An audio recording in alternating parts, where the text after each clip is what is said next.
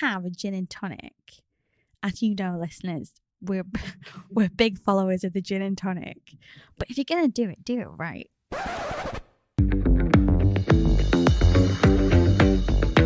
Hello and welcome to episode 77 of A Sideways Life podcast, the honest guide to living and working abroad. I'm Leanne.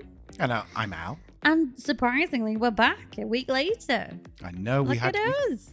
We had how many weeks off was it? Too many.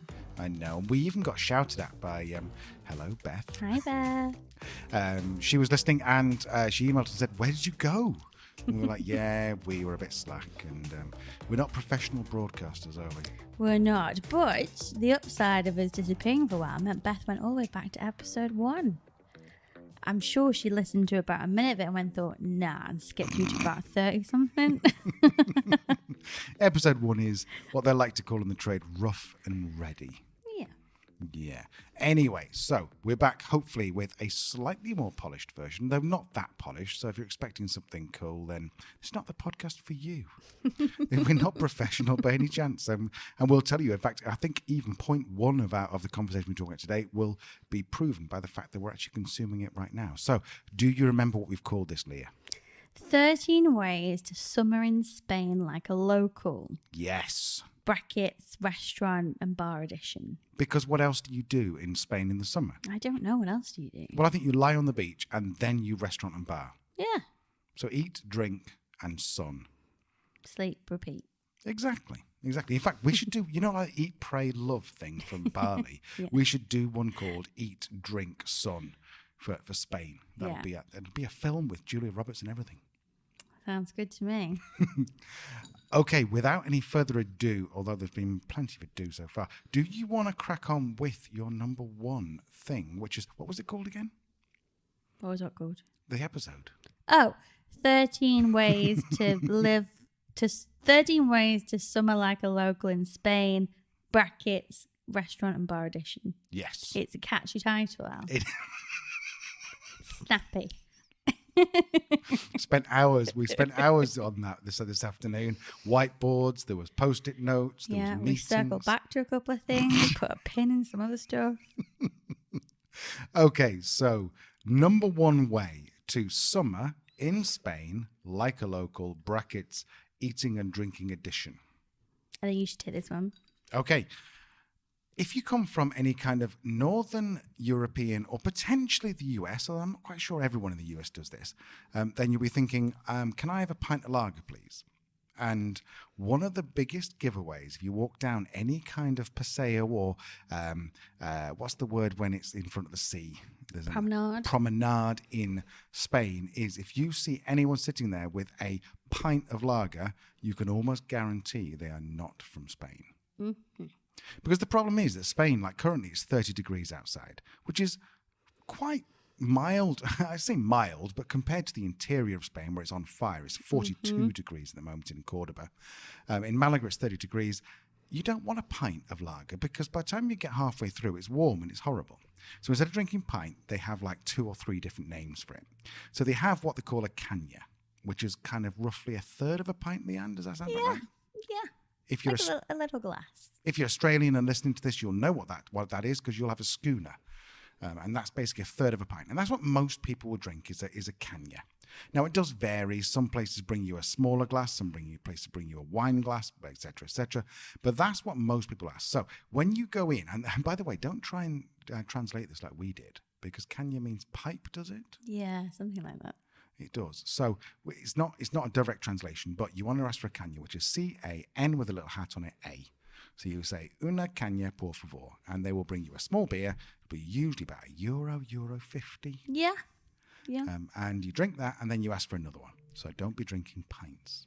By the way, if you do want to drink pints, then ask for a jarra, J-A-R-R-A, which will bring you a big, like handled. I'm miming it. You can't see this, but it's a big jar with like a kind of like a tankard, a glass tankard. They'll bring you that, but you don't really want that. Or a pinta, you can ask for as well. It doesn't usually come in a pint glass, but it's a much larger glass. If you do drink your beer quickly, then you can go for a tubo. I think it's called Tubo, which is like a double caña, and tubo I think means tube. So you've got a pipe or a tube. Not quite sure how that works out, but Anyway, so there you go. So that is tip number 1. It's a good tip, Al. It's a good tip. What have you got for number 2? Number 2. People in Spain, locals in Spain, don't really drink sangria. And I know, shock horror, it's a drink we all associate with Spain. But sangria isn't really a thing. Yes, you might see it on a menu, but truth be told, it's probably there for the tourists. What you actually want to ask for is a Tinto de Verrano, which is a wine of summer. And it is essentially a red wine spritzer. But you get red wine with what's called, well, you have 2 options actually. You can either get a Tinto de Verrano con blanca, which is like a light lemonade. I say lemonade, but it's not quite as sweet. Or con limon, which is like a cloudy lemonade, and that is a lot more sweet. And it's just delicious. Lots of ice, usually a little bit of orange in it. Very light, very drinkable. And that is what the locals drink. You can get it in a glass, you can get it in a jug. Delicious. And if you're making it at home, then the tip is to go to the local supermarket, which is generally in Spain is Mercadona, and they have a theme song which sounds like Mercadona, Mercadona. that's what they'll sing in the supermarket. I think I've missed like my calling. I feel like jingle singing. That was quite nice. Sure. Yeah, you're very good at it. I'm being a supportive husband. You can follow your dreams, darling. Thanks. You could be a jingle singer. Thanks. A jinga. So if you go to Mercadona, you want to be buying the cheap wine. It's called Don Simon, and it's about it was €1 when we used to live here. Boo, it's now €1.50, is it? Man. But it's €1.50 for a litre, and you might think, why am I buying this? It's because we've tried it with expensive red wine. Doesn't work. Doesn't work. You want the €1.50 carton. It has to, I think that's the thing, isn't it? Whether it be Don Simon or another, it will be in a carton. And you'll find it usually with, like, in the same aisle in the supermarket, it's going to have the Casares, which is the lemonade. You're going to have it with the tonic, the Coca-Cola, the Tango, whatever else. It's going to be in, like, the inverted commas soft drinks aisle. But it's going to be in a carton. That's what you want to look for. And if you want to be authentic, then the Casares is what Leanne said. Caseres, I think, or AS. I'm not sure which it is. I don't remember. It's either female or male. It'll be right next to it, though. Right next to it. And that is usually a sugar-free, almost like a soda, but it's got some artificial sweetener in there. So it is. It's somewhere between it's like a sweetened soda. It's not quite a lemonade, but it does have a sweetness to it. And you'll be doing roughly 50-50. Is that the ratio? 50-50, yeah. Good bit of ice, slice of orange, 50-50. So there you go. So that's tip number 2. You're going to be asking for a Tinto de Verrano. Verrano? Sí. Tinto de Verrano instead of sangria. So tip number 3 is that generally the Spanish don't order dishes for themselves. So if you are in the UK, I don't know about Australia actually, but certainly UK, Ireland, America, you tend to go out and say, I'll have the steak, and then who you're with will say, oh, I'll have the fish. It's totally different in Spain, isn't it, Leah? Yes, it is. Oh, I thought you were going to do this one, no? Oh, sorry. All right, I'll do it. Please continue. I was engaged in what you were saying. She's checking her phone. She's on Instagram. So what you tend to do instead is you order some tapas, which usually are very small dishes. And I know I'm preaching to the choir. I know you know this. But tapas is very small dishes. So you might if you're sitting with 4 people, you might get 4 tapas. And then you'll probably get 2 or 3 raciones. Am I saying that right? Raciones? Sí, raciones or platos, they call themselves some as well. And typically you'll see them and it will be a dish, but rarely with a side that will come with it. So it will just be like a plate of lamb chops, a steak, some fried fish, but that will be all it is. With the idea being you get a couple for the table a la centro, and you share, you pick. Then you might start with fish, then you might move on to meat, and then you might get something else. And typically it's like a 1-to-2 or 2-to-3 ratio. So there's 2 of you, 1 plateau per course. If there's 3 or 4 of you, maybe 2 platos per course. Because the beauty of Spain, the absolute beauty of Spain, which I love, and I really miss when we're in the UK or somewhere else, is that dinner is an event. Like, what are you doing tonight? I'm going for dinner, period. Yeah. And there's no like, oh, what are you doing after that? Well, there is nothing to do after that because dinner's going to take 4 hours. But also it just takes that pressure off. Well, what are the portion size and how much you're going to eat? It's like, no, you order a couple of plates. You eat them, want some more? Sure. Order another couple of plates. Eat them, want some more? Sure. And the wait staff are like, yeah, cool. That's how it's done. Why would you order it all together? Try going to Manchester and sitting there and going, we'll just start off with a couple of little starters and we'll see how we get on, and then just see how that works out for you, because it's not going to work out very well. The other thing is that there's something called a media, which is a half a raciones. Raciones is depending on what they are, but generally speaking about 10 to 15 euros, and you're going to get enough for sort of easily 2 people, possibly 3. If there's just the 2 of you, then I would suggest going for 2 tapas and 1 media. Like, is it media or medio? Media, isn't it? Yeah, media, which is a half raciones, and that will do you. And as Leanne says, if it doesn't, order more. That's the beauty of Spain. You're sitting there and you're probably going to be there for 4 hours. So if you're from Northern Europe and you think that dinner takes about 40 minutes, change what you're doing. Just relax. Be like the caramel bunny and just calm down. Absolutely. And I think just as an end to the whole meals don't come for one person is that if you're going out for dinner at 8 o'clock, you basically have tourist stamped on your forehead. Genuinely. And it is no urban myth. People in Spain do not sit down to eat until 9:30, 10 o'clock. Earliest. Like there's a saying in Spain, if you get home at 2 a.m., you've really gone out for dinner. Mm-hmm. Like it's a Saturday night thing. So yeah, and of course if you want to eat early, fine, but you're not going to get that same atmosphere if you're in somewhere with lots of Spanish people. And yeah, have a snack, push your dinner back, siesta. It's a good life. Definitely. So talking of eating late, number 4, what's your top tip for number 4 for eating late? Don't order paella. This is quite controversial, and it's something we only learned maybe in the last year of living in Spain. Yeah, the thing is that paella is a lunchtime dish. Much like in Italy, you'll rarely see people ordering pasta at dinner, unless it's a very small starter, or risotto, unless it's a very small starter size.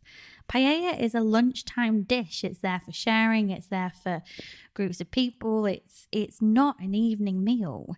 So again, and the danger is, and it's not to say like don't be a tourist, because there's great things about being a tourist, and we're all tourists. But the thing is that you're rarely going to get a decent paella in the evening because they're not geared up to make good paella in the evening. You're going to get the best paella at a beach bar, or what's called in Spain a chiringuito, and you'll get a big like dish of it, and it'll have fresh fish in it. It'll just be amazing. You will. So don't order paella. And I think the sort of a technical reason behind it is that rice is difficult to digest. So you don't want to have it at 11 o'clock at night when you're about to go to bed, because you're going to wake up with indigestion. And that's the other thing, is that if you eat like a local in Spain, you rarely have indigestion, because you don't really have, might have a lot of bread at lunchtime, but not so much in the evening. And bread is almost always used to push things on your fork. It's not used like, you'll see tourists get bread and then they get oil and balsamic vinegar, and they'll pour it on the plate, and they'll put the oil in and the balsamic vinegar in the middle, so it looks like a kind of a brown fried egg, and they're like, right, I'm going to dip my bread in that. The Spanish lookies are going, what the hell are you doing? And it's a fair point, but it is delicious. I do enjoy a bit of bread with balsamic and olive oil. But yeah, it's more just to mop up the sauces of whatever dishes that you get. It's not necessarily a dipping situation. Yeah, your oil and balsamic is for your salad, really.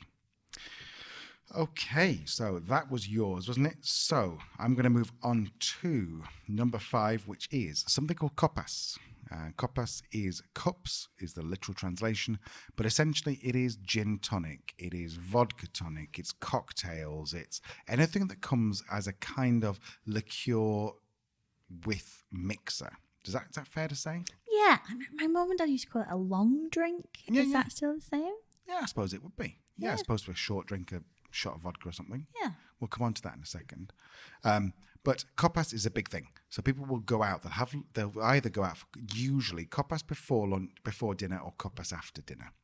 and you'll find there are places that are proper like gin joints in Malaga, in Sevilla, in most of the cities where all they do is copas. And you'll see they're called Coppas, and you ask for a gin tonic, and you don't just get, a sad single shot of Gordon's gin, some old tonic, and some lemon they found behind the fridge that they've dragged out and thrown it in there. You're going to get like a display. You're going to get, in terms of the garnish, they will often ask you what garnish you want with it, or the garnish will change. If you ask for Seagram's gin, for example, you might get a twist of orange. If you ask for, what's the strawberry gin that you get in Sevilla? I forget. Anyway, there's a strawberry gin. It'll come back to me, but and then you'll get literally strawberries in it. But also the second thing to bear in mind is that it's usually about triples in terms of the actual pour.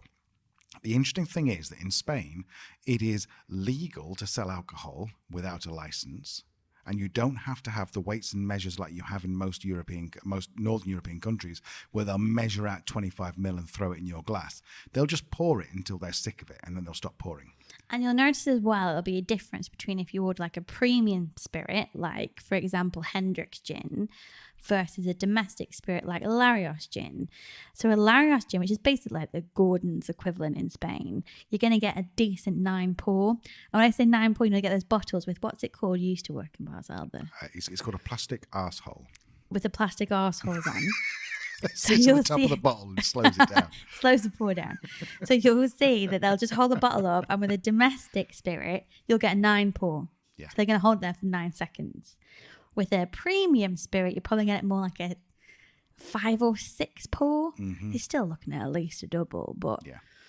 But yeah, it's quite a wonder, and they take it so seriously. The massive cubes of ice, the big gin glasses, or copper. That's the whole point, isn't it? Copper. It's a big glass. The garnish, goblet kind of thing. Yeah, like a goblet. They take it so seriously, and I respect them so much for that. Because if you're gonna have a gin and tonic, as you know, listeners, we're big followers of the gin and tonic. But if you're gonna do it right. Absolutely. And they'll pour the tonic down a twisty spoon and all that kind of stuff. Anyway, so look for Coppas in your local place. You will find lots of, like, generally younger people. I think they do skew younger. You'll find lots of people, but just don't be afraid. And if you are in Spain, just ask for Larios, or ask for Larios Doce, which is a blue bottle. It's kind of like a 12, I want to say 12 year. That can't be 12 years. It must be 12 botanicals or something. But it's really decent. Don't think of Gordon's, because Gordon's isn't very good, in our opinion. In our humble opinion. Just before you move on to number, I'm going to count it up. 1, 2, 3, 4, 5, 6. Number 6. I want to talk about the short drink, which is Chopitos. And at the end of a meal, particularly if you're in the campo, which is the countryside, they will offer you a chopito for free, which is usually something very sweet, which is a bit like, I suppose, like a Bailey's sort of thing. It's after a meal, isn't it? So Yeah. It's meant to be like a digestive. Look, listen to us being fancy. But you either get the stronger ones. For example, they have one called hierbas, which is like a liqueur with like lots of it. It's a bit like a Drinking sewer it's a bit water. like a Jägermeister, but like green and herby.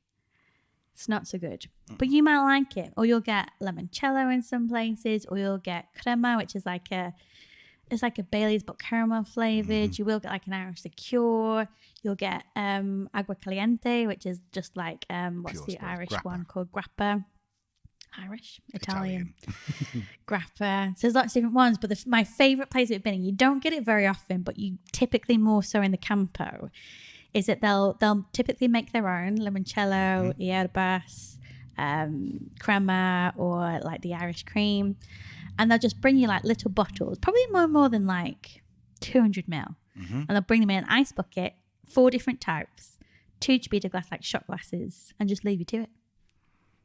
And from what we understand, you don't get charged. If you drank the lot, it'll be fine, because it's built into the meal. And obviously, because it's not like the UK, US, where you have to have a license to make your own, it costs them nothing to make it. So, well, not nothing, but it costs them. They don't have to go and buy it. So you'll often find that people will just you'll have the bottle down. I think the general agreement is that you don't drink at all. I think you maybe hit halfway on each one. You've had a good fill, but typically you just try like a shot of 2, really. And it's not a shot as in like down in one, you sip it. Anyway, so there's your Chopitos. So now I believe we're on number 7, are we, Leanne? 6. Number 6. Number 6. So if you thought Coppas were a big deal in Spain, food markets are an even bigger deal. And you'll know this, listener. If you have been to European city, you will know there are some incredible food markets out there. In Spain, it is no different. The only exception I would possibly say is a slight more of a skew rather than like a gourmet food market. A bit more of a skew towards a general shopping market that opens typically more in the morning, and will have, particularly from the coast, the best fried fish you can imagine. Oh my God. Our favourite place in Malaga is Mercado de, what's it called? Artesanas? Yes, I forget our pronunciation is.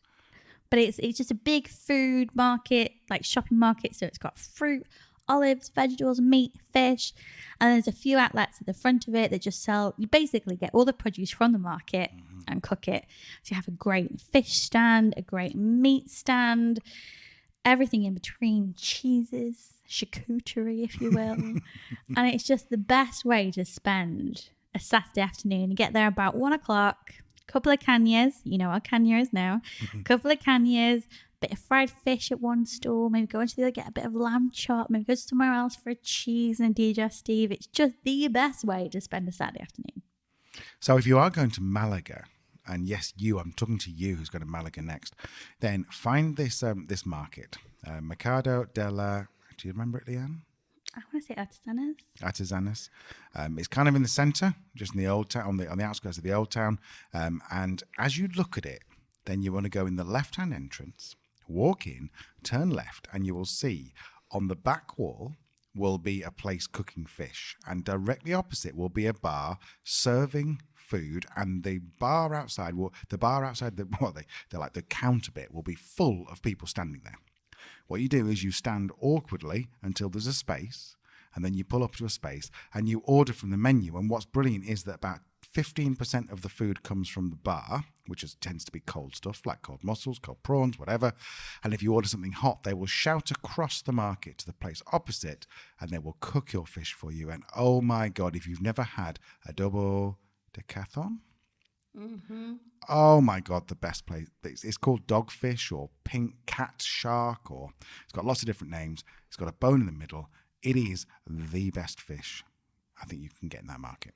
Yeah, adobo mostly means, and you may already know because it's a thing, isn't it? But they marinate the fish in like vinegar first before they then batter it and deep fry it. So you've got the vinegary taste of like the best fish and chips off of UK, but it's not soggy. It's just, let's cut this short and go now. Come on.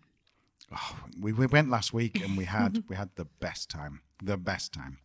Okay, so talking of fried fish, my number 7 is the chiringuito, or basically the beach hut.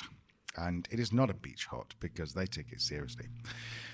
So there's 2 types of sort of restaurant on the beach. There's the one which is a building, and that's usually on the Paseo or the Promenade. It's usually there, it's usually built, it's usually been there for 30 years, and it's usually owned by someone called Antonio or Pablo or something like that.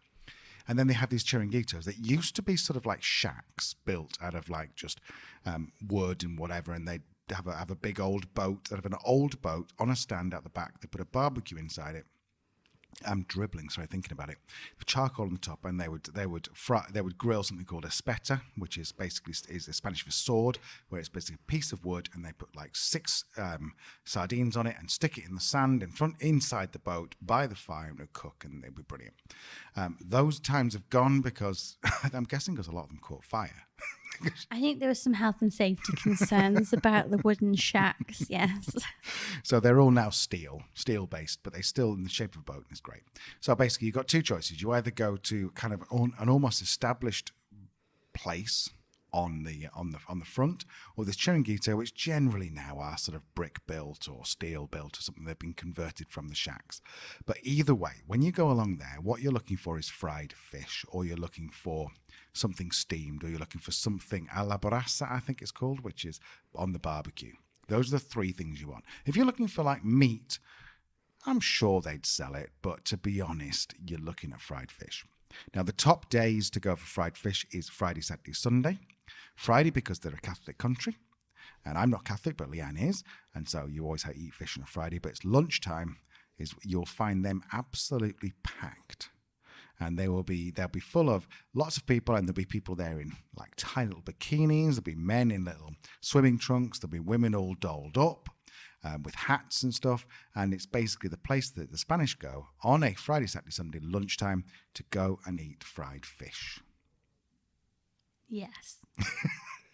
So those are the places. If you are there at a weekend, then you want to be looking for a chiringuito, or you want to be looking for a place by the beach to eat your fried fish. Did I cover that? I feel like I went off on a tangent because in my head I was imagining eating my adobo, which I ate this afternoon. So. No, it is. It's wonderful, and it's what you'll find as well, particularly if you go to places that are very famous for fried fish on the coast. For example, if you do find yourself in Malaga, there's a district called El Palo or Pedro Galejo, which are slightly to the east of Malaga city centre, and that whole strip of beach, probably about 3 miles, is just filled with fish restaurants and chiringuitos. And whether it be a Wednesday at lunchtime or a Saturday lunchtime, they are packed. There is lots going on. Even if you don't like fish, just go, because it's an amazing experience. It'll be an experience you don't really get in other restaurants in Spain. Absolutely. So even if, I guess Leanne says, if you don't like fish, just get along there and just try a couple. They're not expensive. This afternoon we went for lunch. We had a couple of cañas, and I think we had 4 plates, and including 4 beers and 4 plates was about €30, if I remember.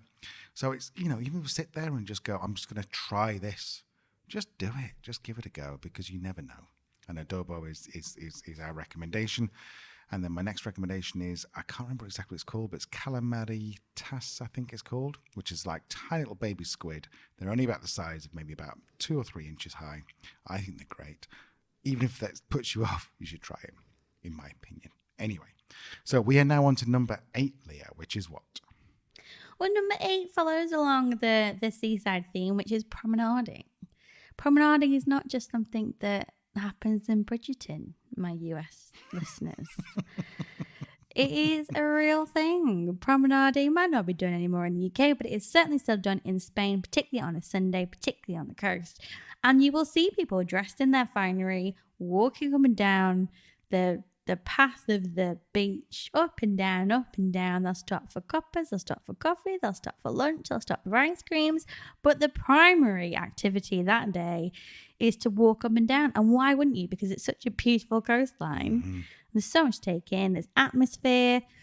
Sunday afternoons, go promenade, set yourself off about 12:30, 1 o'clock, an hour walk or so, have yourself a fishy lunch, couple of cañas, couple of coppas. You're going to blend in like a local. Absolutely. So we've written down here, but I'm going to swap over the next one, which is number 9 on your list, Leah. I want to swap it over for the one after that, or the 2 after that. So in terms of tips, it can be quite awkward. How much do you tip? We've asked lots of locals here. They tend to say if it's a coffee, 10 cents is fine, 20 cents is fine, just your change, rounding it up. If it's a meal, 10% is fine. If you're tipping 20%, then they're going to be obviously very, very grateful, but just don't feel like you have to, because the expectation is around about 10%. Now, I'm sorry if you work in Spain in the service industry and you think that's completely wrong. If you do, then email us at sidewayslife@gmail.com. But generally, our locals have told us that is the expectation, is around about 10%. The other thing to consider is that if you're in a restaurant, particularly if you're on the seaside, you will find that people will come along and do all kinds of things in front of the restaurant looking for tips. Occasionally, these are brilliant guitarists and singers. Sometimes they're slightly shit jugglers, we saw today. And occasionally, you see like 3 or 4 boys who, I say boys, probably the oldest was about 30, but who just do these tumbling acts and basically do like jumping on top of each other and hanging off each other and amazing stuff, which we saw last week. They will come around and ask you for a tip. If they're doing music, often they'll turn the guitar upside down, point it at you, and the idea is you put down €1 or 50 cents or something. Don't feel like you have to put down loads unless you want to, of course. So I think that's just to manage your expectations, that it is a bit different. I mean, buskers and the like would probably get chased out of restaurants in the UK, but you're sitting there, you'll have your meal, and you will have buskers potentially in the restaurant, outside the restaurant. You'll have people coming around trying to sell you bangles, beads, sunglasses, etc., etc. It's a normal thing, and it's perfectly okay to say no gracias. Yes. So that was number 9. What have you got for number 10 there, Leah? Well, we've talked a lot about lunching, dinnering and drinking. Let's roll it back to breakfast. So what does breakfast look like in Spain? Well, the first thing to know, like any Mediterranean coffee and any Mediterranean country, coffee is a big thing. But how does one order a coffee in Spain? What do they have? I don't know. Interestingly, Costa now have a cortado on their menu, which is a very Spanish coffee, which is basically like, we're talking like any kind of coffee in Spain. And there was a great like tiled mural, wasn't there, in our local coffee bar when we lived in Colmenar, with all the different types of coffees. And basically all you really need to understand is whatever your coffee you're asking for, it's just the only difference is going to be the ratio of coffee to milk. Basically. So your espresso, of course, it's just pure coffee. Then you get a cortado, which is like an espresso with like 1-to-1. Then you get a cafe con leche, cafe with milk, which is similar to a flat white. So you're looking maybe like 2-to-1. So 1 being coffee, 2 being milk. And then you go on to, you can get cafe con leche grande, which is maybe like a 3 or 4-to-1. It's like a latte. And then, plot twist, in the summer you can ask for a cafe con hielo, a coffee with ice, or a cafe con leche con hielo, which is a white coffee with ice. And they won't bring it to you like they would in a Starbucks, like in a plastic cup with a straw with already mixed in. They will just bring you your hot coffee with a glass with ice in it.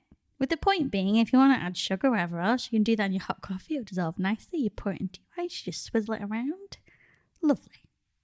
And the other thing to consider with the coffees is that certainly on this tile there was 16 different types of coffee, all with slightly different amounts of milk, but they weren't called cafe con leche grande. They were called like sombrero and sombresa, and I'm sorry, I don't remember what the actual words were. They probably weren't called that, but they've all got, and if you go to Murcia, you'll have a different type of coffee, and then you go to Madrid, you'll have a different type of coffee, then you'll go to Sevilla, and it might be the same coffee, but it's got a different local name.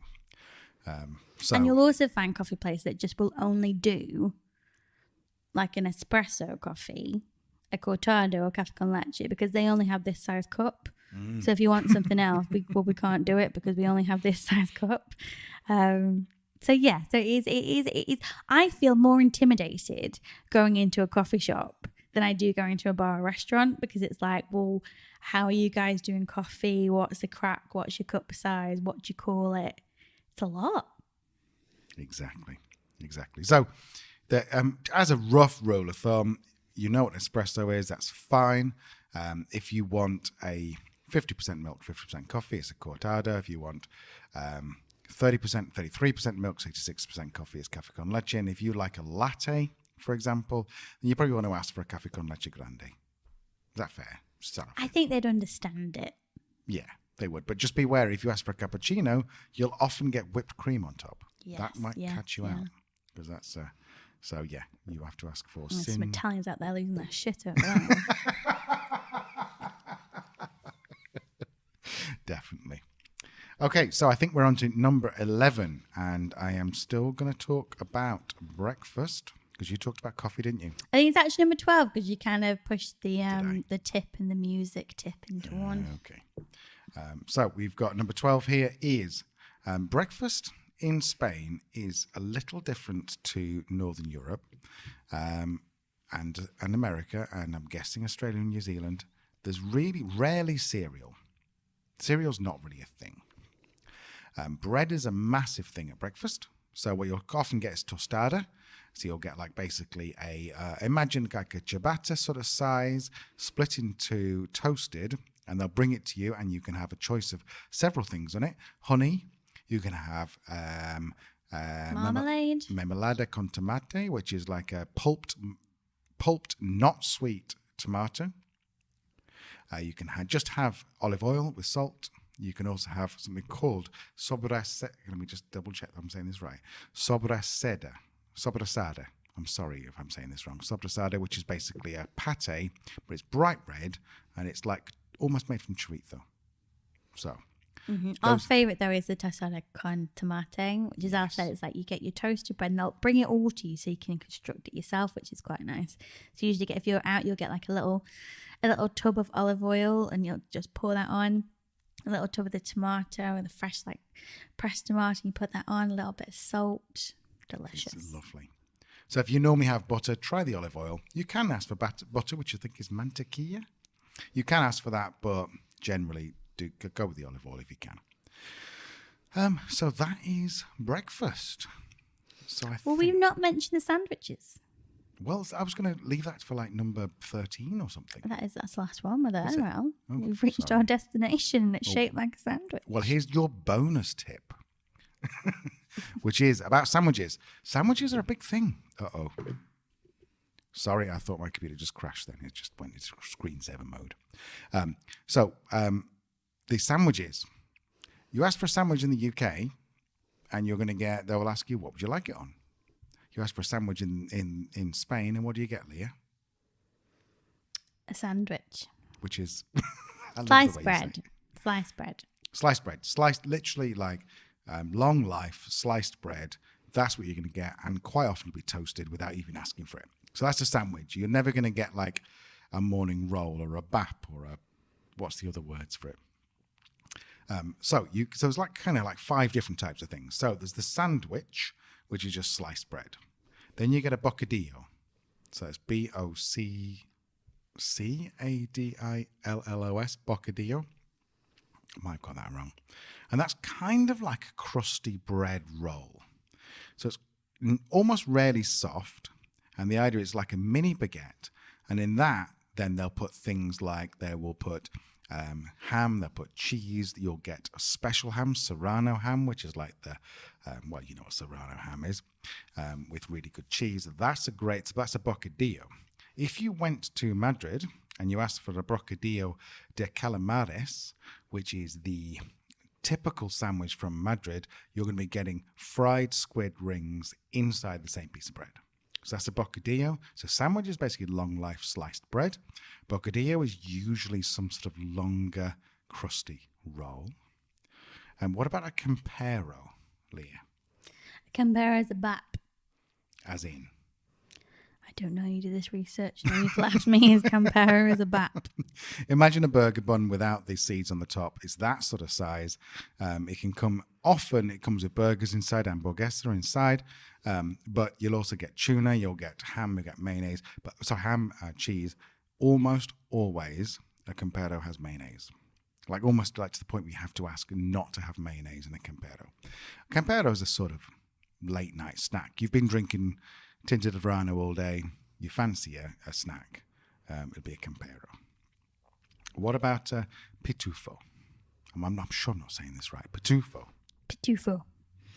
Pitufo, I just remember we've had them. Often you'll find them in maybe like tapas restaurants or that type of thing. Lots of different fillings on them, but they're usually small, soft roll. A bit like, you know how you have like sliders?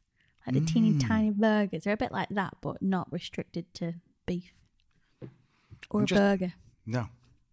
And in fact, if you go to, we're not even touching on pinchos, which is from the north, which is basically... That's a whole podcast episode in itself, that. That's a slice of what looks like a baguette, but they call a barra over here, with some kind of topping, and they're incredible. But the last thing is just to bear in mind is that Monteditos... hang on, am I saying this right? Monteditos is kind of... Our understanding is it covers all of those things.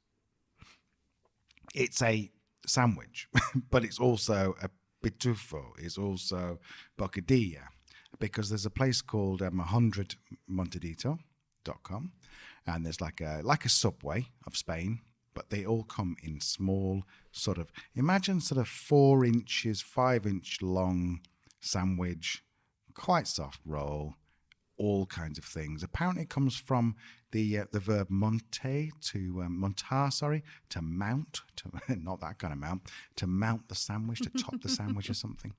So there, I'm not sure if that's any clearer, but there we go. So Anything that's else sandwiches. Shall we run through these very quickly? Yes.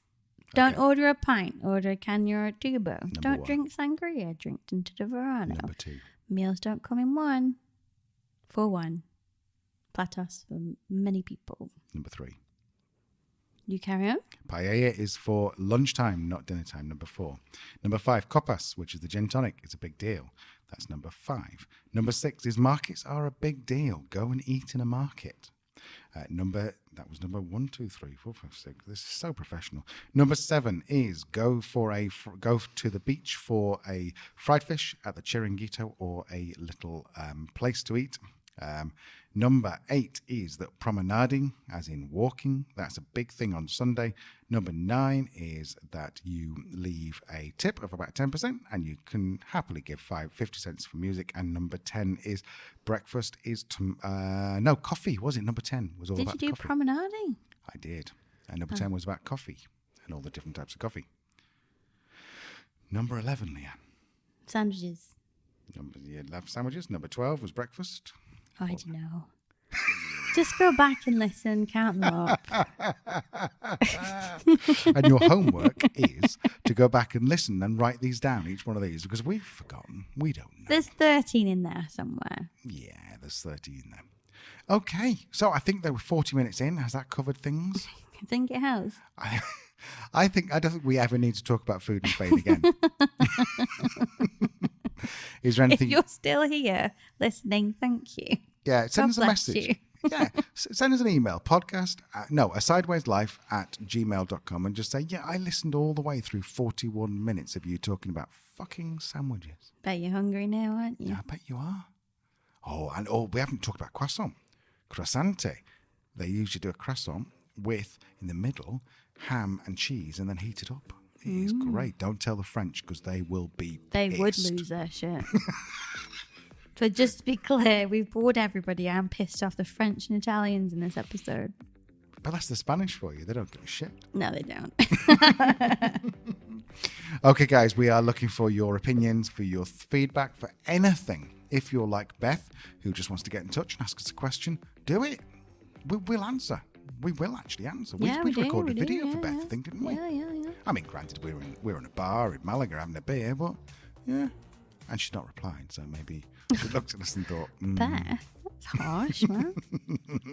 But no, get in touch, asidewayslife@gmail.com, or search for us. In fact, just Google A Sideways Life, because we dominate page 1 with everything. We're Instagram, Facebook, YouTube, even though we're not on YouTube.